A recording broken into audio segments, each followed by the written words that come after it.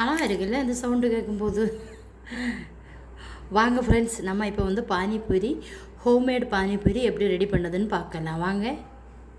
சாப்பிட்டா தான் நல்லா இருக்கும். நீங்களும் ட்ரை பண்ணுங்கள். மறக்காமல் ஃபுட்டி வித் பினு சேனலை சப்ஸ்கிரைப் பண்ணுங்கள், லைக் பண்ணுங்கள். 100 கிராம் போல் புளி எடுத்துருக்கேன். இதில் நம்ம 1 கப் தண்ணி விட்டு ஊற வச்சிடலாம். நான் வெந்நி தான் விட்டு வச்சுருக்கேன், ஆறின வெந்நி. ஒரு 20 நிமிஷம் இது இருந்து ஊறட்டும். ஊறினதுக்கப்புறம் எடுத்துக்கலாம். வந்து நம்ம ஜூஸ் எடுத்துடலாம். நல்லா கெட்டியாக அரிக்கணும், தண்ணி அரிக்கக்கூடாது. ஜூஸ் எடுத்துகிட்டு காமிக்கிறேன்.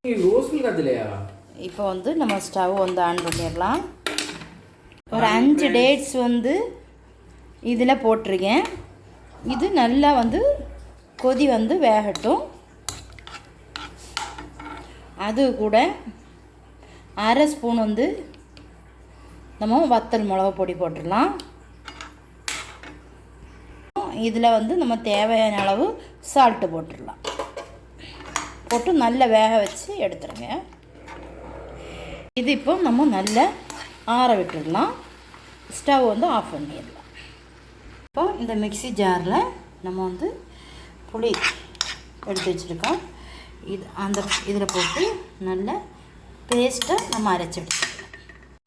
இப்போ புளி பேஸ்ட்டும் ரெடி ஆகிடுச்சு. இது ஒரு ஓரமாக எடுத்து வச்சிடலாம். Mixie jar எடுத்துவிடுங்க.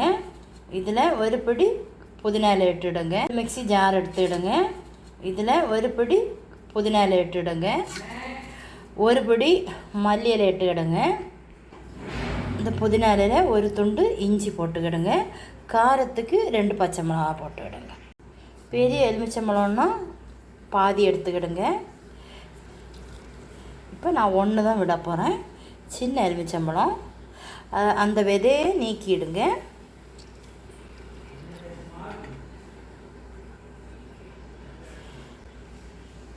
ஒரு சின்னதாக ஒரு விதை விழுந்துருச்சு. நீங்கள் வந்து அந்த விதையை எடுக்காமல் விட்டீங்கன்னா கண்டிப்பாக இது கசக்கும். நான் இதை எடுத்துட்டேன், அதில் விழுந்தது. இப்போ 1/2 கப்பு தண்ணி விட்டு இதை ஜாருக்கு மூடி அரைச்சி எடுத்துக்கிறேன். இந்த புதினா ஜூஸு நம்ம அரைச்சதை இதில் சேர்த்துக்க போகிறோம்.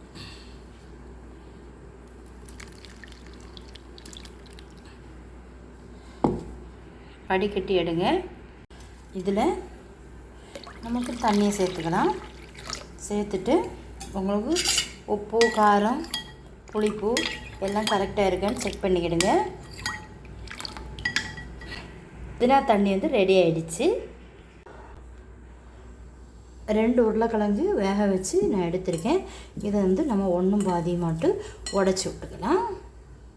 இப்போ ஒரு ஆனியன் வந்து கட் பண்ணி வச்சுருக்கேன், அதையும் போட்டு கொடுக்குறேன். மல்லி இலை எடுத்து வச்சுருக்கேன், குட்டி குட்டியாக வந்து கட் பண்ணிக்கிடுங்க. சாட் மசாலா நம்ம எடுத்துருக்கோம், அதில் ஒரு 1/2 ஸ்பூன். இதுக்கு தேவையான அளவு சால்ட்டு போட்டுக்கிடும். இதில் நம்ம வந்து சாட் மசாலா சேர்த்துருக்கனால, சாட் மசாலா இல்லைன்னா 1/2 ஸ்பூன் வந்து வத்தல் மிளகு பொடியும், ஜீரக பொடியும், சால்ட்டும், பெப்பரும் போட்டால் மதி. ஒரு 1/4 டீஸ்பூன் வந்து மிளகா பொடி போட்டுருக்கேன். இதை நம்ம வந்து மிக்ஸ் பண்ணி எடுக்கணும். இப்போ நம்ம நல்லா மிக்ஸ் பண்ணிட்டோம். இனி பூரி வந்து நம்ம ஸ்டவ் ஆன் பண்ணிடலாம். இது நான் கடையில் வாங்கினது, 1/4 கிலோ வந்து 40 ரூபா தான். எந்த ஆயில் இருக்கோ அதை விட்டுக்கிடுங்க. ஹீட் ஆகிடுச்சு, நம்ம ஒவ்வொன்றா போட்டுக்கலாம்.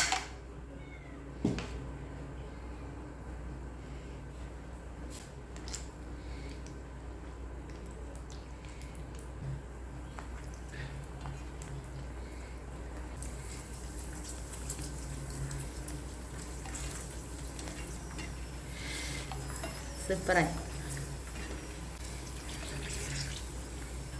இது கொஞ்சம் திருப்பி விட்டுக்கிடுங்க. பெருசாகிட்டே இருக்கும் பால் மாதிரி பலூன். இப்போ இப்போ நம்ம இதை எடுத்துடலாம்.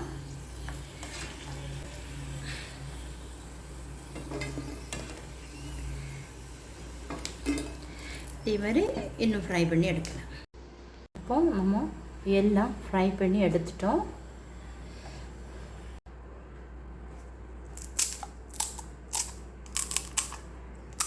இதே மாதிரி லைட்டாக உடைக்கணும். உடைச்சிட்டு இதில் ஸ்டஃபிங்கை நம்ம வைக்கலாம். இதில் புளி பேஸ்ட் அதையும் இது வைக்கலாம்.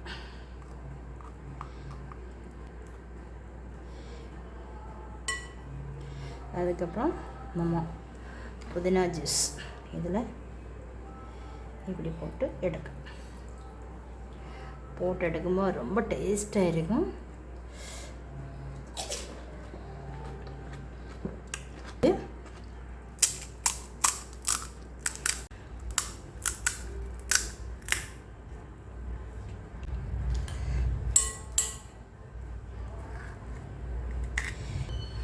புளி பேஸ்ட்டு லைட்டாக வச்சுக்கிடுங்க.